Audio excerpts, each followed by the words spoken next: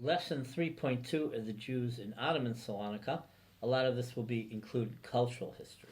So again, this is traditional dress. There's a book by Julia Phillips on the Jewish Voice. It's about the Bezalel Levi family. They were the editors of a daily newspaper called La Época in Judeo-Spanish from 1876 to 1912. There was an active Sephardic press during this period of modernization. Here's traditional dress of a woman. In 1839, you had the Ottoman reforms called the Tanzimat. There were reforms in 1856. They gave equality under law to the non-Muslim population. A Jew now could, or a Christian could testify against a Muslim. Previously, if a Jew walked past a Muslim, he had to bow his head. And so none of those laws existed anymore. Okay, so the Jew could make a synagogue taller than a mosque. So, for example, you could make a synagogue taller. The Beit Shaul Grand Synagogue was taller than many mosques. It was built in this period. Okay. Eventually, there was supposed to be a constitution, political representation, but in the end, that negated the Ottoman Sultanate. So, it was tolerated for a very short time, and you had the Young Turk Revolution, 1908, which do away with all this, and that paved the way for a modern Turkey. With the process of modernization came secularization. The Jews became less religious, less Sabbath observant. There was less publication of Sifrei Kodesh, of holy exegesis, less Jewish religious thought, less traditional rabbis. People go into other professions. They become more merchants, or you had many artisans, but people they would go to synagogue on Shabbat, and then for other reasons, then they observance dropped. But secularization affected the society. They still had some tradition, but their Sephardic culture became a secular Sephardic culture, but more secular music, more secular theater. So there wasn't a lot of original theater. They translated from French works, for example, or maybe Shakespeare into Judeo-Spanish. In terms of music, it was a lot more original. But for example, a popular play was Racine's Esther, translated with an adaptation and made into a musical in Judeo-Spanish. Okay, so you also had secular Sephardic Jewish composers. Like there was a duo called Tzaddik and Gazoz. So they would make the music and the scores for a lot of the plays. Unfortunately, they died in Auschwitz. So many of these secularized Sephardic cultural icons died in Auschwitz. Again, so that's the Beit Shaul. Okay, it was much taller than it looks in the picture. And then, because of the 1917 fire, the Jews are refugees. They spread all over the city, but a lot in the outskirts. And then you have many more poor neighborhoods like Kalamaria in the east, Vardar in the west, and this affects Jewish life more adversely. The Jews become very poor. They're dependent on the community. The Jewish economy is less proficient than the Ottoman period. In the Greek period, they're less autonomous. They need Greek partners. They manage because they had a self-sustained economy. And then, for example, Salonican bankers in Paris could provide capital for local industries. Then the focus of they trade much less abroad. They'll trade more with Athens and the big capital. And that changes the whole structure of the Jewish community, but they hang on. So this is an exemplary philanthropic Jewish community and a Sephardic community. They had an insane asylum. They had a hospital. They had many orphanages and schools. They even had a whole building to entertain foreigners to come on Shabbat for what was called Hachnasat Orchim.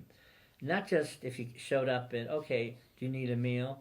It was an official thing. You could if you're a foreigner, if you came to collect money or just stop by or pass through, you could stay and pay, and stay in like this Jewish, a very modest Jewish hotel, but it was a philanthropic project that it was actual Jewish charity that would help people, especially if they were refugees, and they would needed to be in Salonika for a period of time before going on to wherever they're going.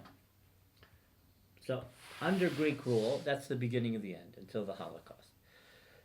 So I've explained in the other segments that the Jews suffered from the fire in 1917. They were pushed aside in the Electoral College. They went to the army, and eventually they became officers. They weren't just limited to be supply people, but there was a lot of legislation against the Jews because of these Asia Minor refugees. In 1924, in the Greek period, there was forced legislation to make the Jews either work or trade on Saturday or Shabbat, or lose a day of work, because the law was that the people couldn't trade or work on Sunday. So then you would have to work on Saturday, because that was the main commercial day in Greece. But the Jews wouldn't work on Saturday, so what do? They either lose a day's pay, or they go to, what happened was they went to synagogue in the morning, and then immediately they came to work. Okay, but this leads to a dire, a severe secularization. There were Jews who left Greece because of that and went to Yerushalayim, for example. The Asia Minor refugees instigated the legislation that the Jews, that there couldn't be labor on Sunday. It was to underpin the Jewish economic dominance, and then from the local law it became a national law. So in Yanina, for example, in Western Greece, that really affected the community. And that's when they started making Aliyah to Jerusalem in the 20s. They established part of the current Machane Yehuda market area. That Eitz Chaim Street is essentially a Romaniot idea. Eitz Chaim is a Romaniot synagogue name. So this is the beginning of the end. Then you have the Campbell riots, and in 31, from 32 to 38, 15 to 18,000 Salonikans and other Greek Jews make Aliyah, essentially as tourists. The British wouldn't let them in certificates, or you got a certificate per family. So they would add in other people who weren't part of the family, and that's how people made Aliyah. Parallel to this, after the Depression, 1929, there was migration to France. 15,000 Salonican Jews also went to France, to Paris, Lyon, and Marseille, and they had this alliance in Jewish and French general education. And in Paris, they established their own enclaves, their own neighborhoods.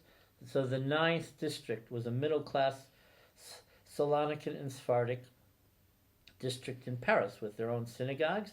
Galerie Lafayette was a Salonican department store. And but back in Greece, there's one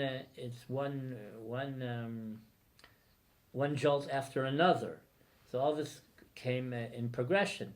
At a certain point under the Metaxas dictatorship, it's forbidden to amass in groups in public. It's forbidden to have foreign education and foreign language activities.